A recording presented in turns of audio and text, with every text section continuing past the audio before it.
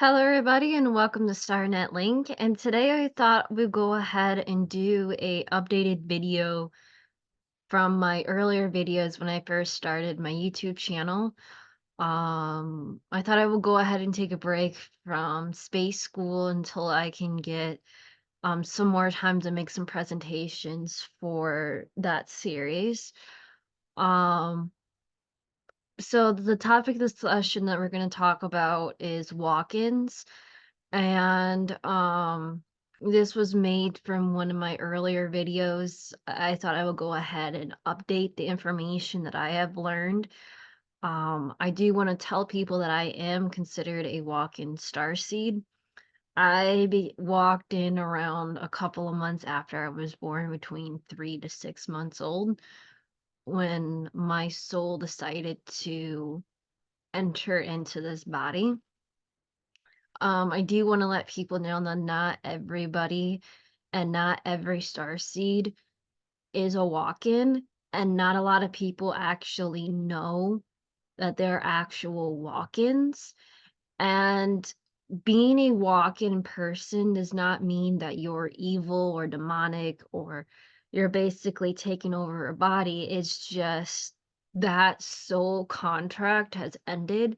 They learned what they had to learn, but they usually cannot leave a body or a vessel uninhabited, because if you read some of Dolores's books, they feel like it's a waste. They feel like it's a violation. So they will have another soul that will enter into the body and basically try to continue their mission or their work that they want to do in the physical realm.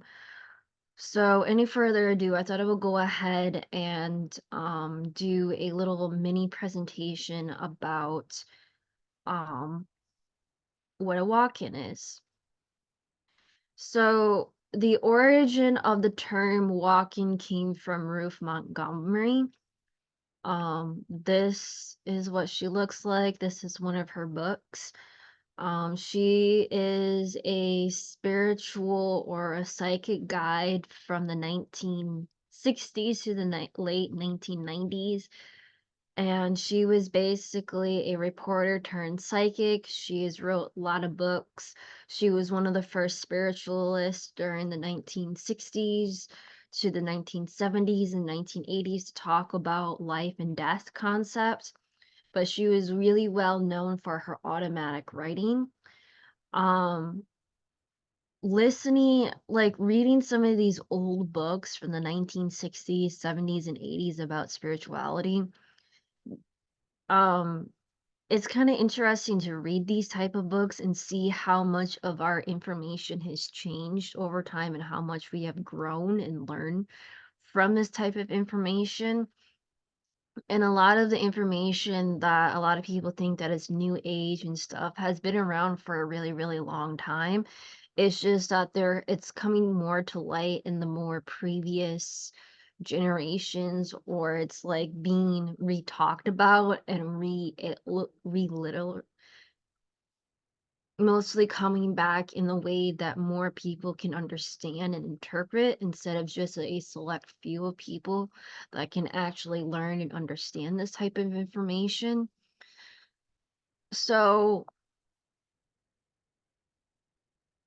so what exactly is a walk-in? So a walk-in is usually a soul swapping type of thing. It's not evil, it's not demonic. It's just when um a soul decides to end their contract and basically allow another soul to finish their mission or finish their work within this body.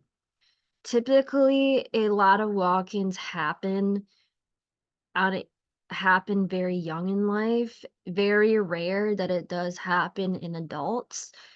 Um, the reason why it happens a lot more in children than it does in adults is because there is a lot less physical baggage, as it's called, for a child, like, they don't have to worry about bills, money, work, family.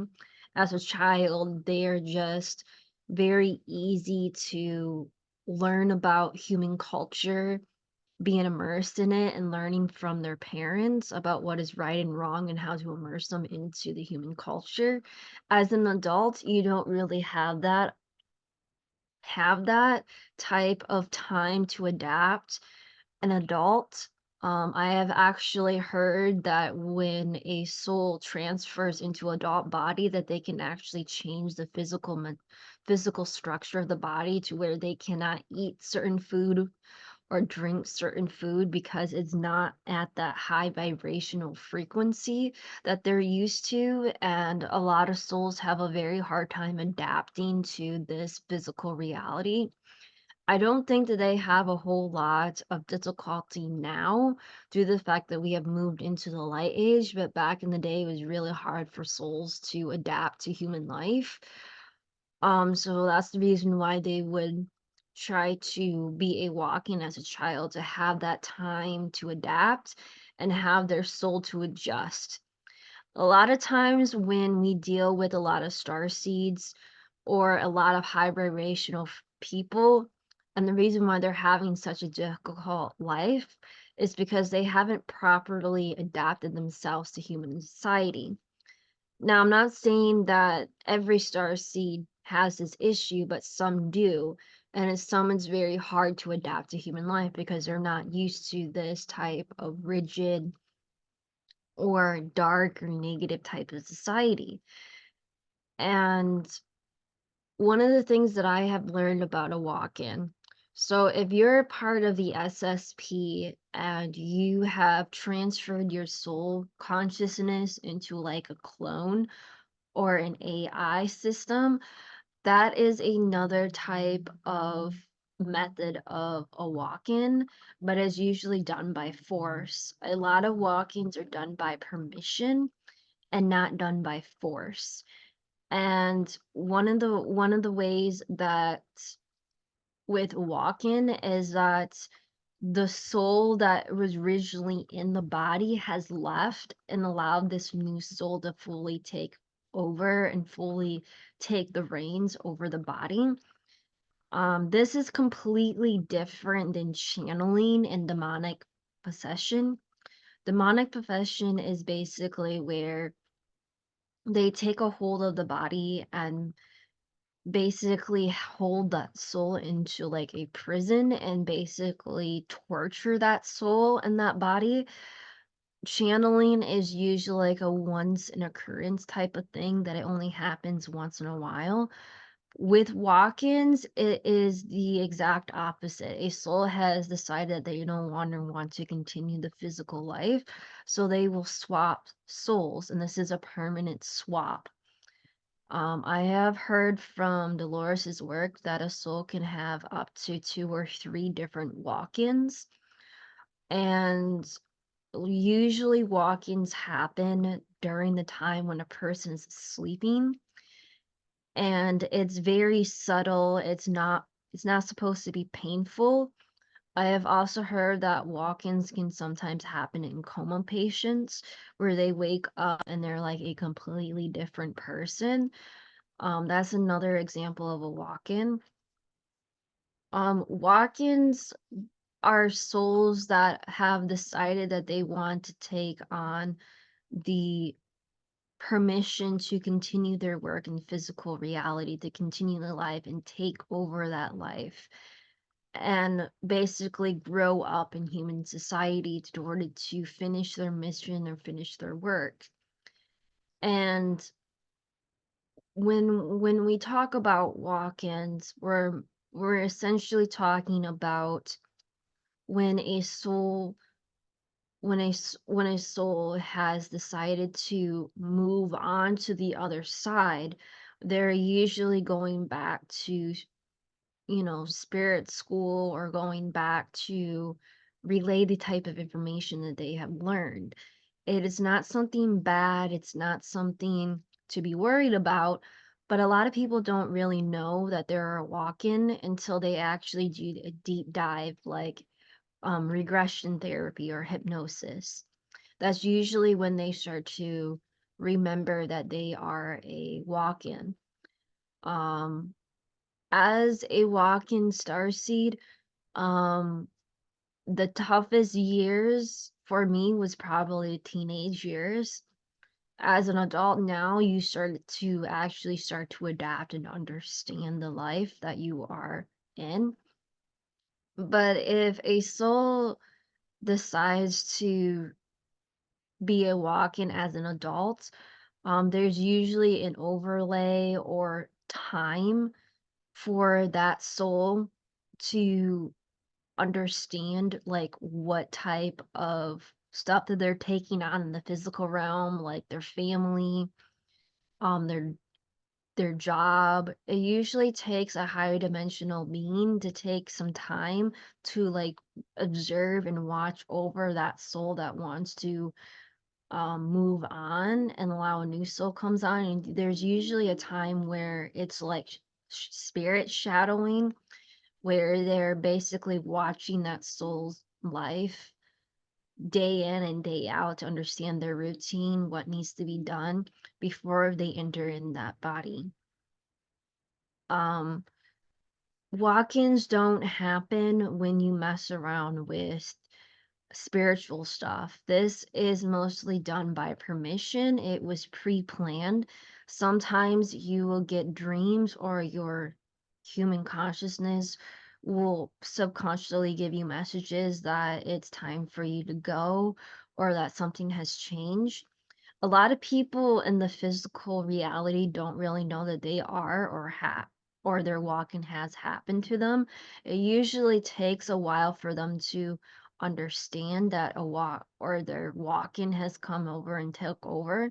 But mostly it's just like a foggy brain or a memory relapse. And then the new soul basically just takes over. It's is completely different than channeling. Channeling is usually done when they allow a soul to enter in the body for a very short time to like speak to them or do their work, but barely rarely those channel beings ever stay in the body for a very, very long time. Channeling beings usually cannot withstand human bodies for a very, very long time. This higher dimensional soul, or the soul that enters in the human body, has taken many years and many practices or training in order to enter in this human body, in order to continue the life of that human. One of the things that I find is very fascinating when it comes to walk-ins is that they are still somewhat connected to the spirit realm. So they have some sort of overlay or overlaps of like their spiritual teaching and their spiritual understanding of stuff. And then they start to figure out that spirituality is completely different than physical reality, and certain things that they have learned wherever they're from, whether they're from the spiritual realm or from another physical realm, that it's not the same as what it is here on Earth. They might be used to doing a certain thing on their home planet or spiritual realm, but when they come to Earth, they start to realize that they can't really do that type of thing. So they have to reteach how to do that type of method and this density in this timeline. Um, I do know that there has been a lot of walk-ins recently, and the other thing that needs to be talked about is shattered souls. I don't believe that people who have um dissociative disorders are walk-ins. I do believe that there is a factor into play into that. I do believe that it might be a mash of many different souls that have decided to inhabit a human body. And I'm not wanting to go too deep into that type of realm or thinking to like confuse people or just basically open up the door to conversation that if people who have dissociative identity disorder If you believe that you are a soul with multiple different fragments of souls all having the same body, do you believe that it's true or not? Do you feel that way? Um, if there is a walk-in soul that wants to be interviewed for my YouTube channel, I would love to interview you. I really hope this explains a little bit more in depth about what a walk-in is. And if I left anything out about what a walk-in is, leave a comment below. Hopefully I can get back to you, or you can email me at my business email. If anyone is interested in being interviewed for my YouTube channel, I'll love to have you on my channel. I do have my services. As a spiritual consultant, it's $100 a day plus an extra 50 if you want your session or your meeting to be recorded for future reference. That's an extra 50 bucks. But let me know what you guys think about this type of information. Let me know if I left anything out. If you have any questions, leave them below. But thank you so much for listening and supporting my YouTube channel. Hopefully I can make some more videos out soon, but thank you so much. Hopefully I can visit you in the live stream in the next 2 weeks. But thank you so much for listening and watching my YouTube channel.